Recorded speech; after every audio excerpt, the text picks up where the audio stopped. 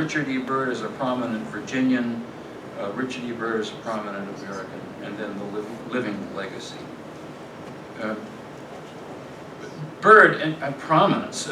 Byrd's great-grandfather, William Byrd, bought Westover. It's a huge property on the James River, and his son, William Byrd II, built that property, which is still there. And in fact, you can go look at it, and you can, if you have a group, you can actually get a tour through it. It's privately owned. But here's Westover, and I put the little inset over there on the side because this Westover door, it turns out, is the most recognized architectural feature in the whole country. So here is a Byrd.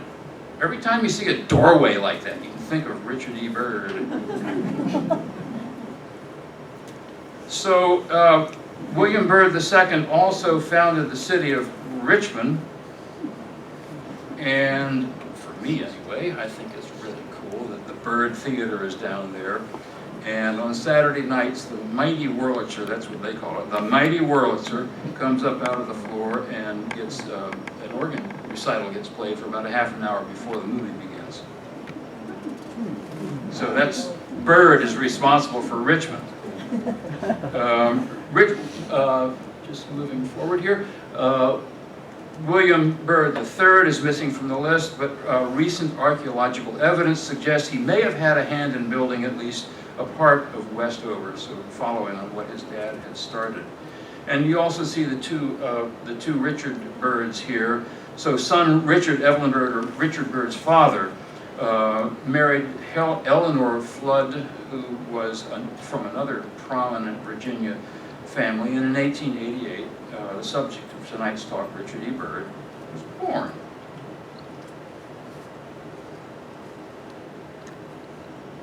Here.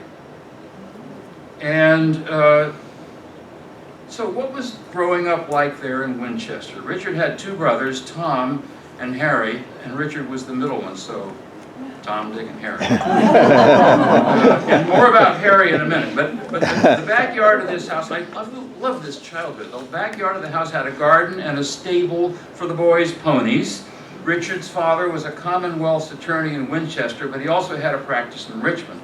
And here's a couple of sentences from a book titled Harry Byrd of Virginia, who you'll hear about a bit more, by Ronald Heinemann. Quote, the father's, that is, service as Commonwealth's attorney brought in only a pittance, and he was often paid in kind for his private work. They kept up a good front, I love this sentence, with servants and horses and private schools for the boys, but there was not much left over. Theirs was a home of middle-class respectability, da-da-da-da-da. The boys were not saints, I have to add this. They had a gang they called the Western Gang, and Richard and Harry, well, they got into a brawl with the rival Potato Hill Gang, during which Harry was hit in the forehead by a rock. Dick, according to this book, was ready to kill the whole lot. Here is our sweet Richard Byrd. But Harry, with blood dripping from his wound, pleaded with his brother to take him to the doctor, where he received stitches that left a scar for the remainder of his life. Now, if you go to Winchester, don't expect to find that house. Here's the lot today. But look at the historic sign, which, among other things, says, Byrd, down towards the bottom, Admiral Byrd is regarded as the father of the Antarctic Peace Treaty. I'll get into that more later on.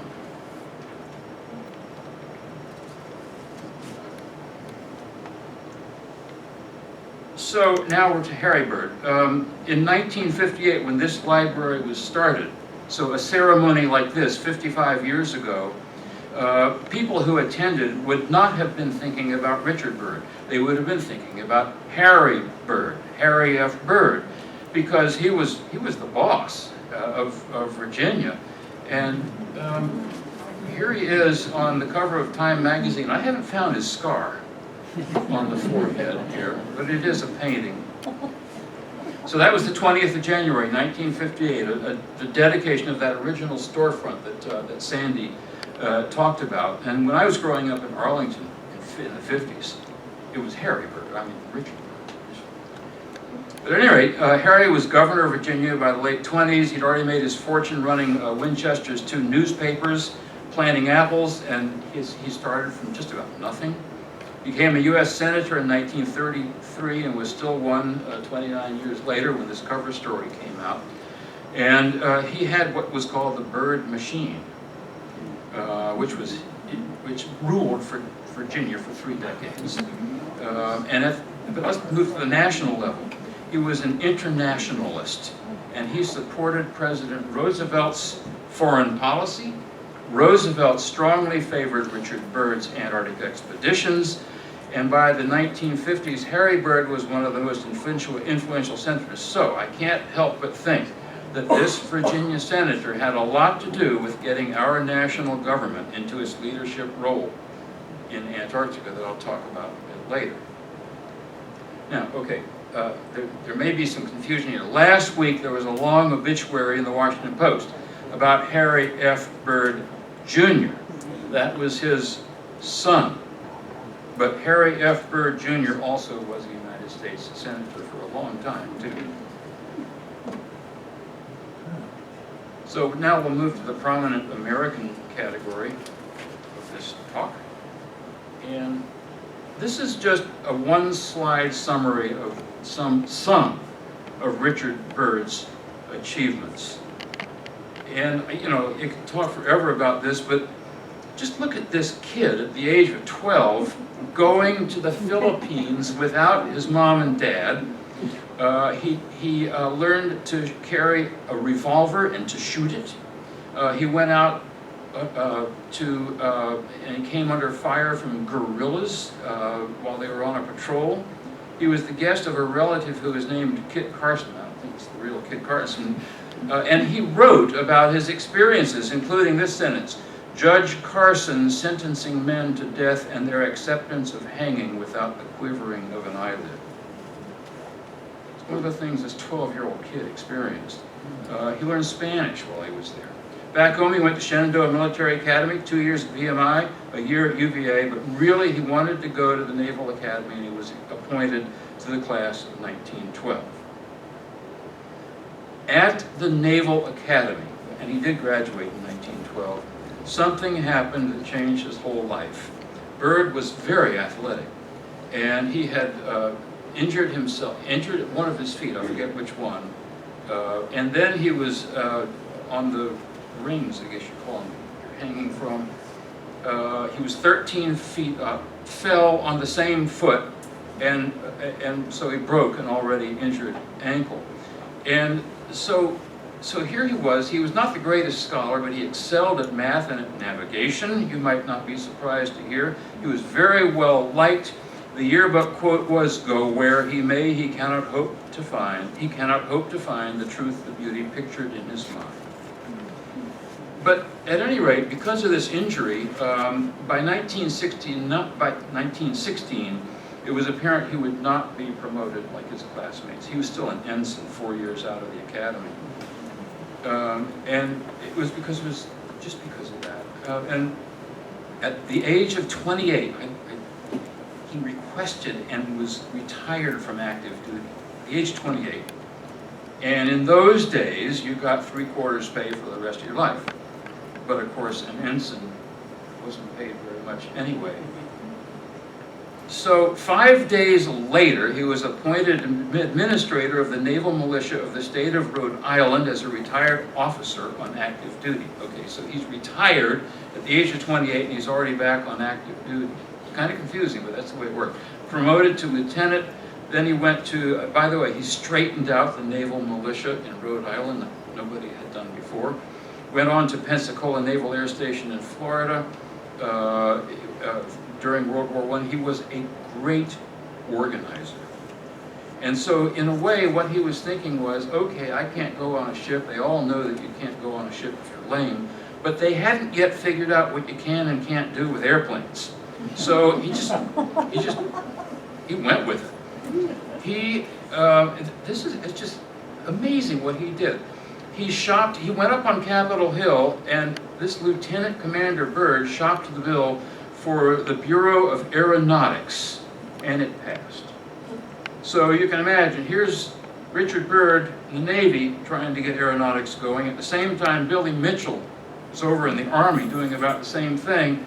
So it was like, go Navy, beat Army, you know, right from the start.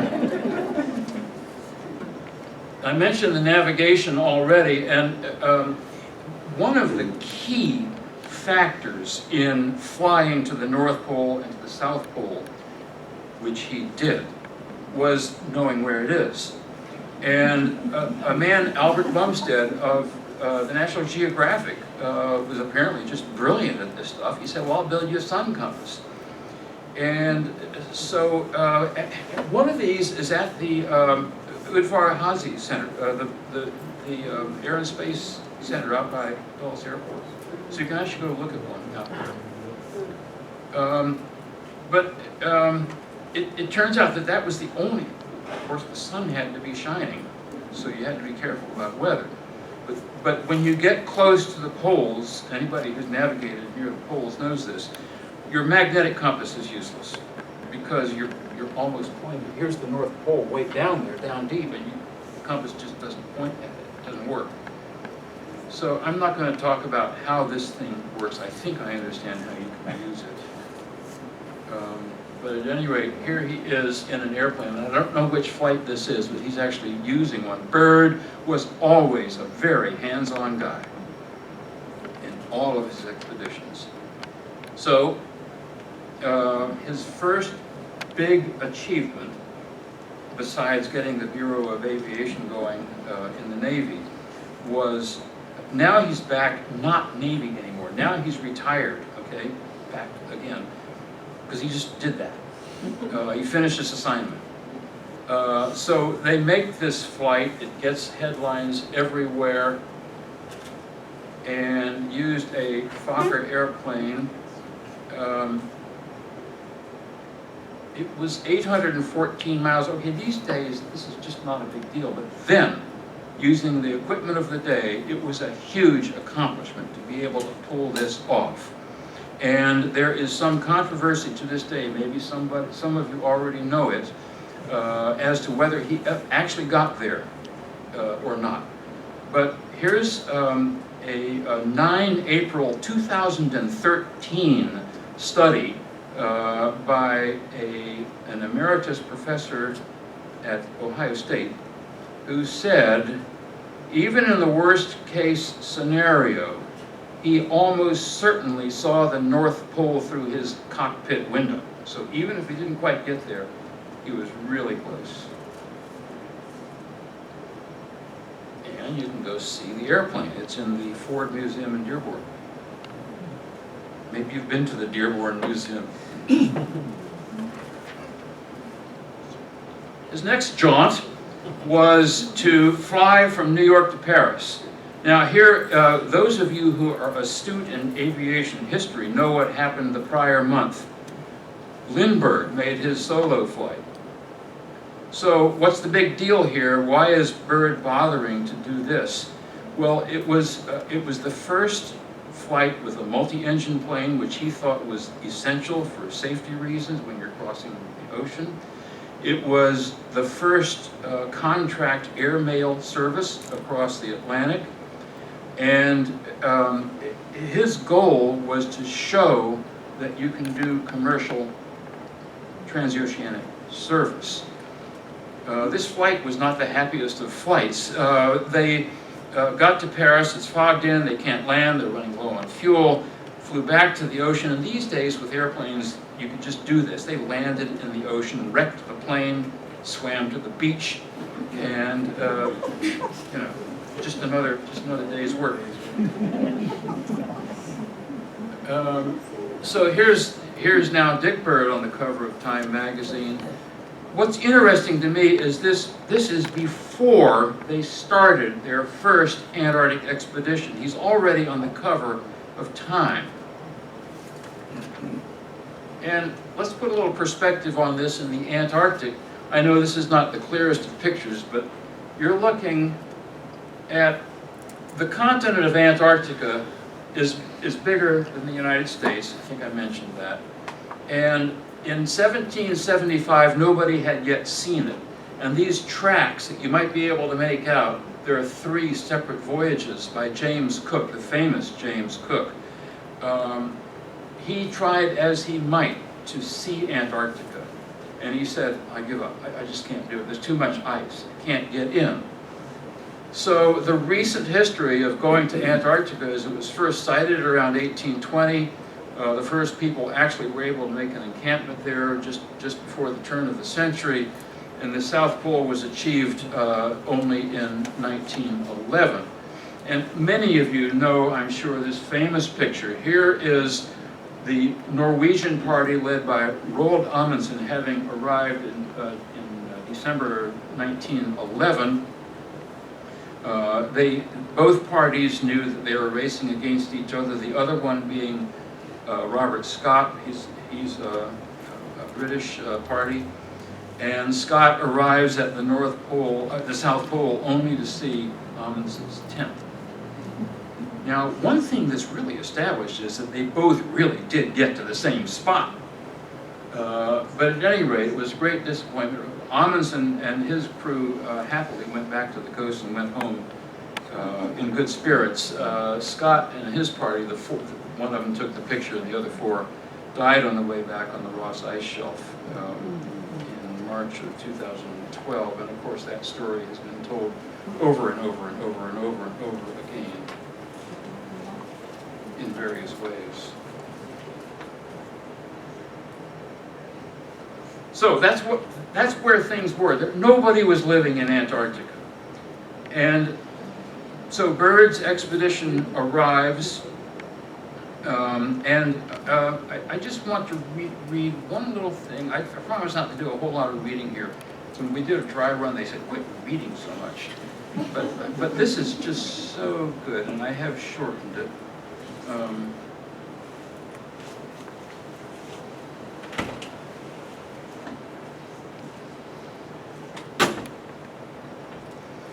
So the expedition was on its way. It hadn't yet arrived in the Antarctic.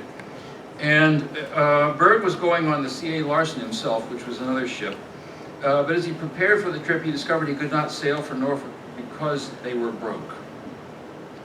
So here's what Byrd did. Listen up, program managers. So the Byrd Aviation Associates for the Byrd Antarctic Expedition was formed in October 1928. Remember, ships are already underway. The chairman being Charles Evans Hughes, perhaps the most respected figure in the United States. Hughes had been a candidate for president, secretary of state, and chief justice of the United States Supreme Court. No more impressive name could be found anywhere. If the Byrd expedition was not a government enterprise, and it was not, it could not have had more prestige than with that figure at the head of the committee. The other names, I recognize some of them, and you're going to recognize them too, were also impressive. Vincent Astor, Bernard Baruch, Paul Bloch, Harry Chandler, Raymond Fosdick, Artemus Gates, Harry Guggenheim, Otto Kahn, Clarence Mackay, Phelps Newbery, Joseph Pulitzer, George Putnam, Julius Rosenwald, Thomas Ryan. He did this by working the phones over several weeks. All these men let their names to the committee that would attempt to raise the funds and get the Byrd expedition out of debt. And it worked. So, I mean, try that these days.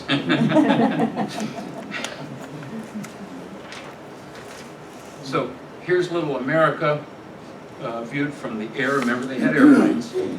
And it was an encampment on the Ross Ice Shelf, which is floating ice, always moving, and moving to the sea. And so here's Little America back in 1928, 1930. In 2004, we did a commemorative flight using a modern airplane over the exact same spot, and then flew to the South Pole to replicate his South Pole flight. And there's Little America today. It's water.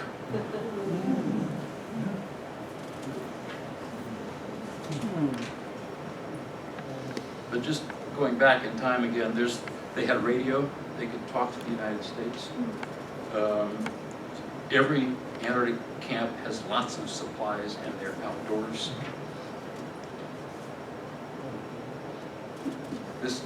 airplane also is in the Dearborn Museum. Guy, could you speak up? Sorry. Okay, this airplane is also in the Ford Museum, and this is just a picture during the flight from Little America to the South Pole, which is about 800 miles. And it was, again, not at all easy, and they had packed survival gear, including food, in order to be able to eat if they had to put the plane down. But they couldn't get over the mountains. It was too heavy, so they threw their food overboard. And the plane gained the necessary altitude and made it to the South Pole. And once again, it's a worldwide splash, making the New York Times and lots of other papers. The only thing I can think of that might compare to the impact this thing had on the public was 40 years later. And many of us remember that. We don't remember this one, but we sure remember that one.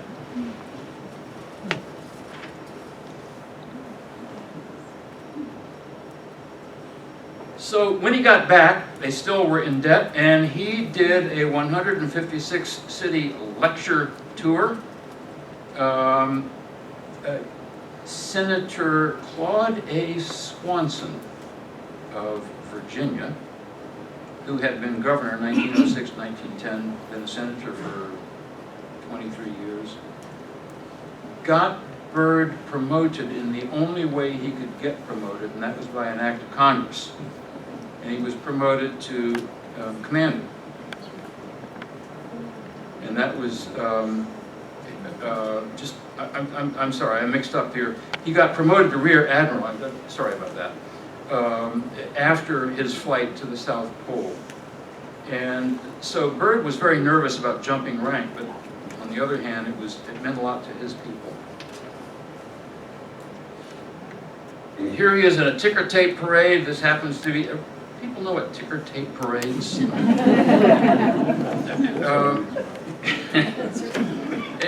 What's kind of fun here, here's the mayor of Boston, you know, waving, having a great time. Byrd is a bit more reserved. I'm going to read something here, and that's typical Byrd. During the Antarctic expeditions, Byrd's men, and they all were men, women did not participate in U.S. Antarctic expeditions with one exception until 1969.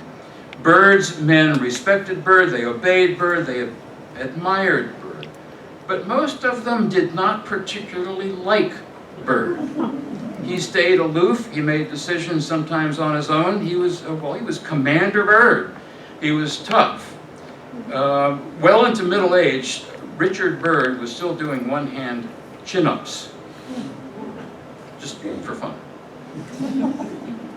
Byrd, I'm getting back to the Antarctic here, he was a hero on various levels. Once he was standing on the fantail of the ship that you saw while it was unloading supplies onto the Ross Ice Shelf in the Antarctic. And a man fell in the water, and it's 29 degrees. The water is 29 degrees. And Byrd, on the fantail, here he was the leader of the entire expedition, without even thinking about it, dove in and rescued this man.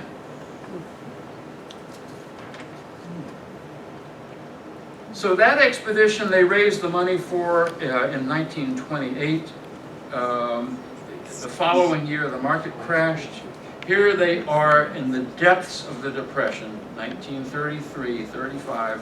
They raised money successfully for another expedition to the Antarctic that was even bigger than the first one. The goal of both expeditions was scientific research into the nature of the Antarctic, and they achieved a huge amount on both of these expeditions. But on each expedition, they needed a stunt. The 1928-30 expedition, flight to South Pole, that got the public's attention. On this one, it's a controversial thing he did. They built a hut about 100 miles in on the Ross Ice Shelf. He wintered alone on it. It was something that the U.S. Antarctic program would never allow today. Nobody gets to go out alone any place other than from one building to another stations. But here he is alone. This hut is right over in the Navy Yard. You can go see it in the museum over there. And Chris, thank you for that picture. Here he is in the hut, and this is Rear Admiral Richard E. Byrd, United States Navy, making his own meager meal and reading a book for entertainment while he's away for 5 months doing meteorological observations. And I'm going to do a little reading from one of his books. The last book he wrote actually is titled Alone. And he said, this is the very last page of the book, "Before I close this story of Advanced Base," which they called this, "I must mention one more thing I learned as a result of what happened to me there. Eager as I was to step directly into the responsibilities of leadership on my return to Little America, I was not long in discovering that a few were beyond me." And he gave some examples throughout this paragraph of what people had done, flown places that he wanted to go to, that sort of a thing. So here's the last line of his book, Alone. "A man doesn't begin to attain wisdom until he recognizes that he is no longer indispensable." What? Want to hear that again? A man doesn't begin to attain wisdom until he recognizes he is no longer indispensable. So, okay, I can stop right there, but there's a bit more to say about Richard E. Byrd that I think you'll be interested in.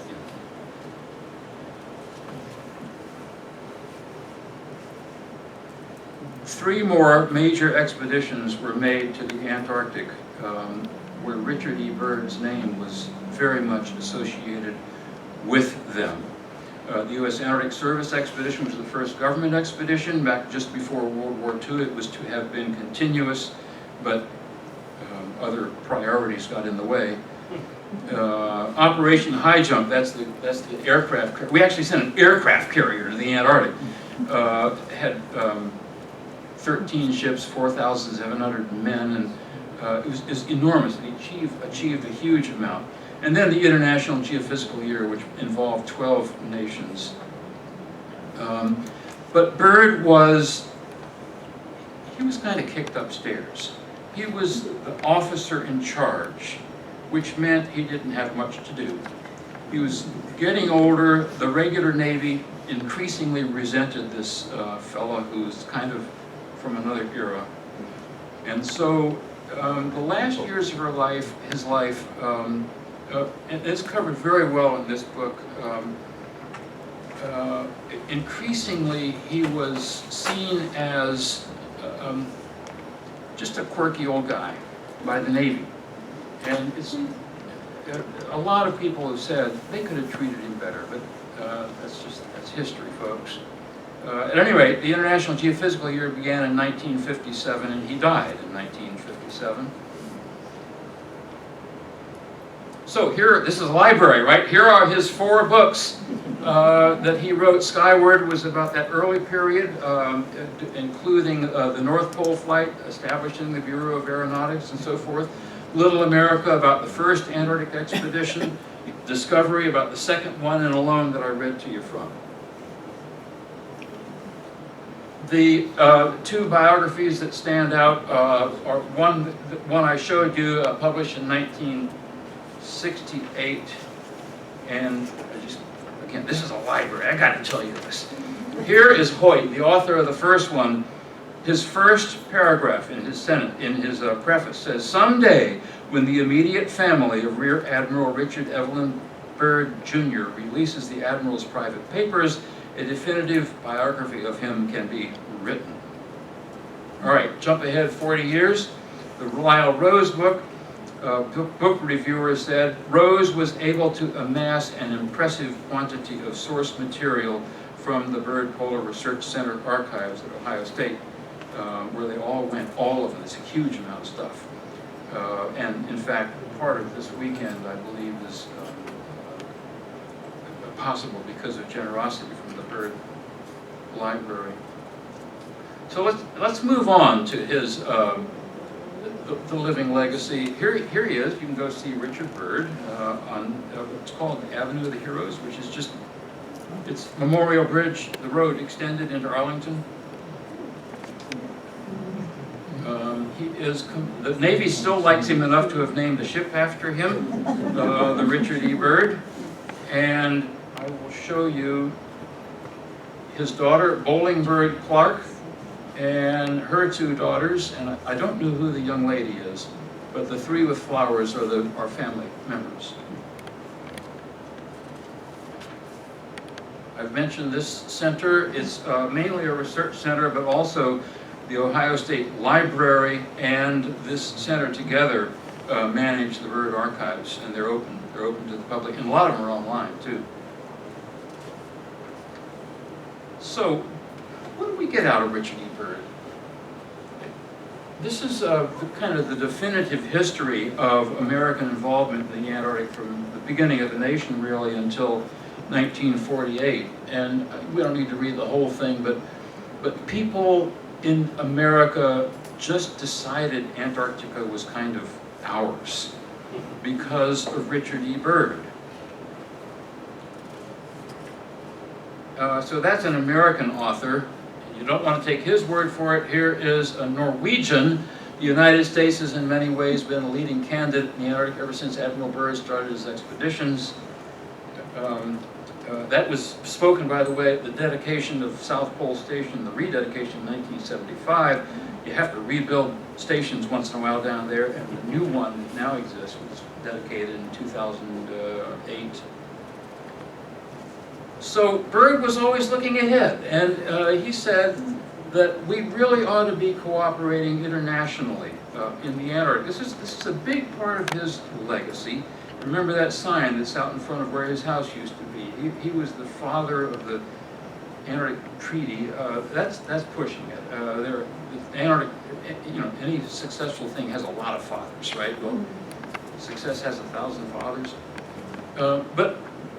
But the treaty defused a tense situation in the Antarctic International. You had 7 nations that had made claims. The United States refuses to recognize any of those claims because they were not followed up by effective occupation. You can see that 3 of the claims overlap. Argentina and the UK were actually shooting at each other. This is not the Malvinas Falkland Islands War. This was in the Antarctic. That was back in the 1940s. And the US government steadfastly was trying to come up with an international solution to how to manage the Antarctic. And what we wound up with was a landmark document, the Antarctic Treaty, which was signed in Washington, D.C. in 1959 by 12 nations, and there are the 12 nations, in front of what is now the current South Pole Station. So the treaty provides for no military or prohibits military fortifications. Nuclear explosions are prohibited. Territorial claims are just put in abeyance. Hazardous wastes are prohibited. Human waste strictly managed. Mining is not allowed. Wildlife and habitats strictly preserved, and so on. They have annual meetings to manage all these issues. The original 12 nations have now grown to a total of about 28 active nations, if you will, consultative nations, and additional 22 exceeding nations who just agree to abide by the treaty. So that that's 50 nations that are 2/3 of the world population and 4/5 of the world economy. So that brings us to the United States Antarctic Program, which we've talked about already. I'm just going to, there's no way I can describe that program tonight. There's just not enough time. But it is a multifaceted research program that I've already described. And it's really pretty interesting just in international diplomacy that the Antarctic is the only, one of our presidents in 1970, Richard Nixon, wrote this. The Antarctic is the only continent where science serves as the principal expression of national policy and interest. So we're spending a couple $100 million or whatever it is these days in the Antarctic every year, and that's what we spend every 5 minutes in Afghanistan. So I mean, there are lots of ways you can look at that, but we've got ourselves a bargain and are learning a lot about the Antarctic too. This is the modern airplane that's used in the Antarctic. The United States and no other nation has this ski-equipped Hercules airplane, you don't just screw skis on a regular one. You've got to start from the ground up, building an airplane that's intended to have skis on it. They're heavy and complex. And what this does is enable the placement of scientists virtually anywhere in the continent to do pretty complex work. And that's why we're getting some wonderful results with the Antarctic, out of the Antarctic. The principal station, there is no way to take a pretty picture of McMurdo Station. It's a workshop.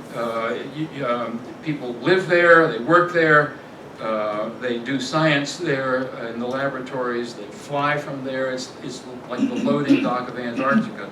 But that centralized place makes it possible to deploy anywhere across the continent, bigger than the United States.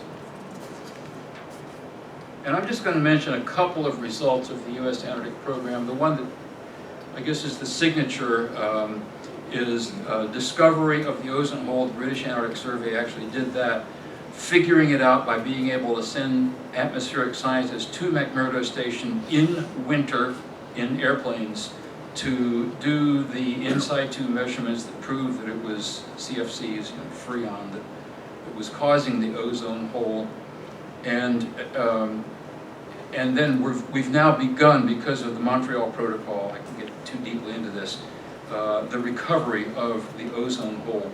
So here you are, the last maximum, the last annual maximum, 8.2 million square miles, which is the second smallest in 20 years. We're moving in the right direction.